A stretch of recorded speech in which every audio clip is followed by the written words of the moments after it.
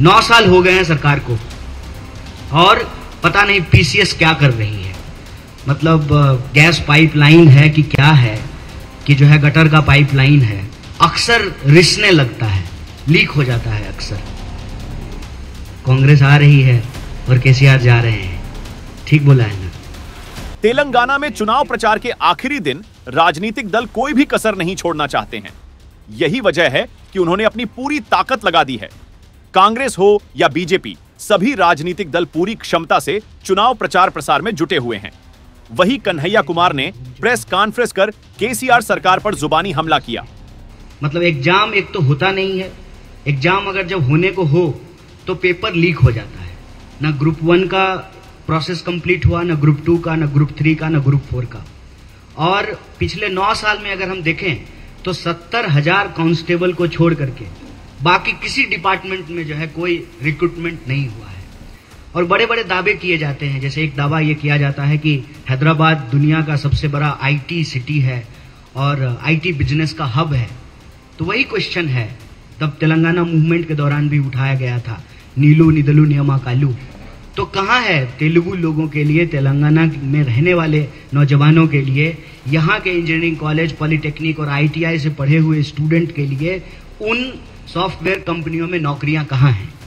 सरकार बड़े बड़े दावे कर रही है, सच्चाई ये है कि 1 लाख से ज्यादा हर व्यक्ति के ऊपर, जो पैदा लेगा उसके ऊपर भी, जो ऑलरेडी 4 करोड़ लोग यहाँ के हैं उनके ऊपर भी 1 लाख से ज्यादा कर्जा है।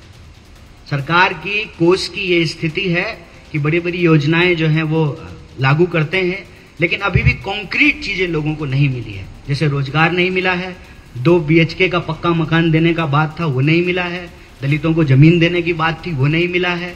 और आए दिन जो है तेलंगाना के भीतर स्टूडेंट आत्महत्या करते हैं, क्योंकि पूरा का पूरा सिस्टम जो है वो करप्ट है।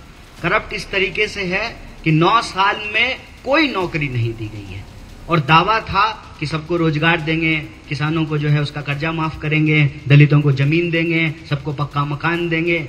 इन सारी चीजों पे जो है सरकार फेल रही है। तो ये जो बार बार पेपर लीक होता है, तो हमने भी जो एक पेपर निकाला है एनएसवाई की तरफ से कि इसमें इलेक्शन को लेकर के और खास करके यह जो सरकार है उसको लेकर के हमने जो है कुछ प्रश्न जो है वो पूछे हैं।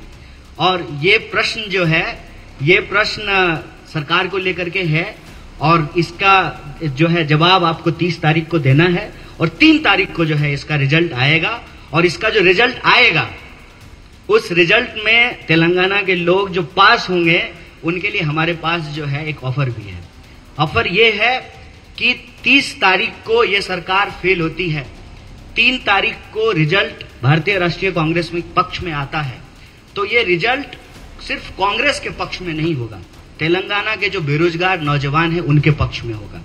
हम ये गारंटी ले रहे हैं कि 1 फरवरी को, सरकार ने अभी तक जो है जॉब कैलेंडर जारी नहीं किया है, 1 फरवरी को हम जॉब कैलेंडर जारी करेंगे, नोटिफिकेशन जारी करेंगे 1 फरवरी 2024 को। और जितना भी वैकेंसी है, जितना भी बैकलॉग है उसको भरेंगे। ग्रुप 1, ग्रुप 2, ग्रुप 3, ग्रुप 4 सारे एग्जाम्स जो हैं वो टाइम पे phase 1, phase 2, phase 3, phase 4 complete किए जाएंगे। और हर साल 2 लाख लोगों को रोजगार देने का गारंटी किया है कांग्रेस पार्टी ने। और यह जो बार बार पेपर लीक होता है, एग्जाम टाइम पे नहीं होते हैं, और एजुकेशन से रिलेटेड एक जो सबसे बड़ा वादा किया था केसीआर की सरकार ने, जो तेलंगाना मूवमेंट का एक डिमांड था कि केजी से पीजी तक एजुकेशन फ्री होना चाहिए, वो केजी से पीजी तक जो है एजुकेशन फ्री नहीं हुआ है। उल्टे वाईएसआर गवर्नमेंट के वक्त जो रीइंबर्समेंट मिलता था स्टूडेंट्स को कि अगर आप कोई लोन लेकर के पढ़ाई किए हैं, आपने फीस दी है, उसका रीइंबर्समेंट जो सरकार देती थी वो भी बंद कर दिया गया है। तो शिक्षा हमारा राइट है, शिक्षा हमारा कॉन्स्टिट्यूशनल राइट है, हमको एजुकेशन गवर्नमेंट को देना पड़ेगा।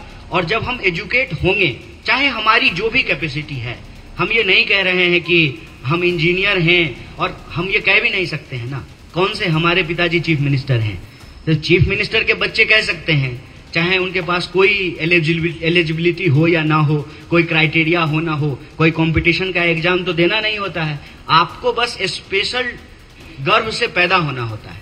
जो ही आप स्पेशल गर्व से पैदा हो जाते हैं तो आपके पास चीफ मिनिस्टर की एलिजिबिलिटी आ जाती है।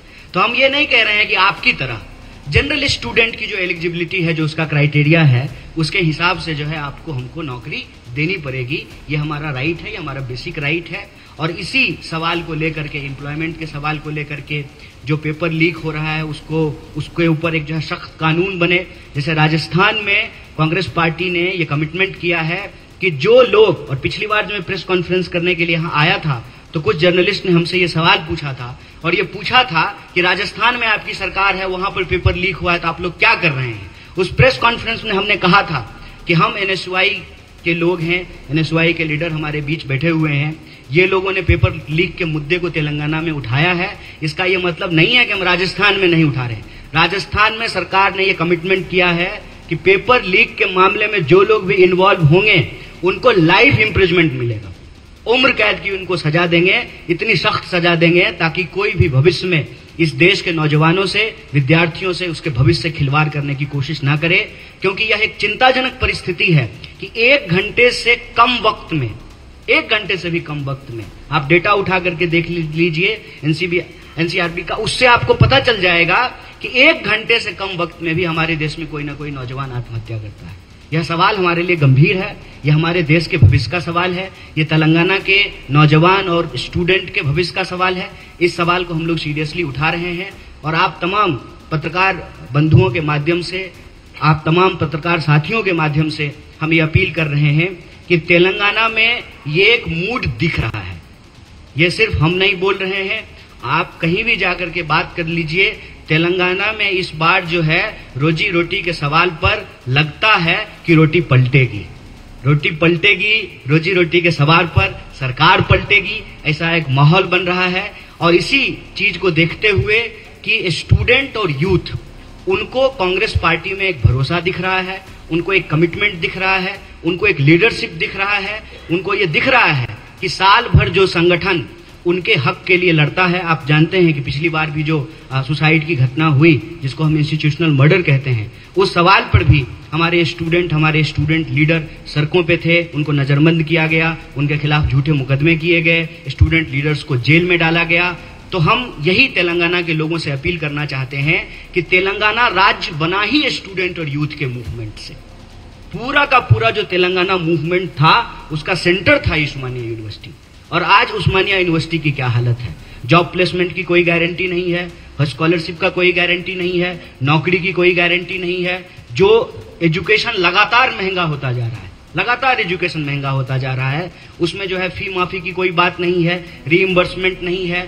और ये जो बच्चे हैं, उनके जो माँ बाप के रोजगार हैं, चाहे वो छोटे कारोबारी हो, किसान हो, चाहे छोटे व्यापारी हो, उनको सरकार की तरफ से जो है कोई लाभ नहीं मिलता है। बस चकाचौंध दिखाई जाती है हाईटेक सिटी की। लेकिन मेरा मानना है कि वो चकाचौंध की रोशनी थोड़ी थोड़ी जो है तेलंगाना के सभी जिलों में, सभी गांवों में, सभी किसान के बच्चों के परिवारों में, सभी जो है व्यापारियों के परिवारों में, हर पेशे से जुड़े हुए लोगों के घर में भी पहुंचनी चाहिए। वो रोशनी जो है वो सिर्फ जो है चकाचौंध शहरों में ना अटक करके रह जाए। अगर एमपी और एमएलए को बिजली बिल फ्री मिल सकता है तो इस देश के आम लोगों को, इस राज्य के आम लोगों को भी बिजली बिल फ्री मिलना चाहिए, 200 यूनिट बिजली फ्री मिलना चाहिए। अगर सस्ता सिलेंडर, सस्ता हवाई जहाज, सस्ता रेलवे का टिकट अगर नेताओं को मिल सकता है तो 500 रुपए में सिलेंडर आम माताओं और आम परिवार के लोगों को भी मिलना चाहिए। अगर इस देश के नेताओं को, मंत्रियों को, मुख्यमंत्रियों को पेंशन मिल सकता है तो कांस्टेबल को भी पेंशन मिलना चाहिए, क्योंकि वो भी देश की सेवा करते हैं। तो जो कांग्रेस की गारंटी है वो दरअसल तेलंगाना के लोगों की गारंटी है। और उस गारंटी को देखते हुए जो तेलंगाना के यूथ और स्टूडेंट का सबसे बड़ा सवाल है, चाहे वो पेपर लीक का सवाल हो, एम्प्लॉयमेंट का सवाल हो, एजुकेशन का सवाल हो, उस सवाल पे जो है एक माहौल बनता दिख रहा है। इसीलिए हमने कहा कि वस्तुंदी कांग्रेस और पोतुंदे केसीआर। यह बात जो है सिर्फ हम नहीं कह रहे हैं, पूरा तेलंगाना कह रहा है। और मुझे उम्मीद है कि जो पेपर हमने जारी किया है उसका रिजल्ट जो है वो 30 तारीख को लोग वोट करेंगे और 3 तारीख का जो है इसका सुखद परिणाम जो है वो तेलंगाना को लोगों को मिलेगा। बहुत बहुत शुक्रिया, बहुत धन्यवाद। अगर आप में से किसी भी साथी का कोई प्रश्न हो तो आप पूछें, मैं उसका जवाब देने का कोशिश करूंगा। और ये लोकतंत्र का तकाजा है कि पत्रकार सवाल पूछें और नेता हर हाल में उसका जवाब दें।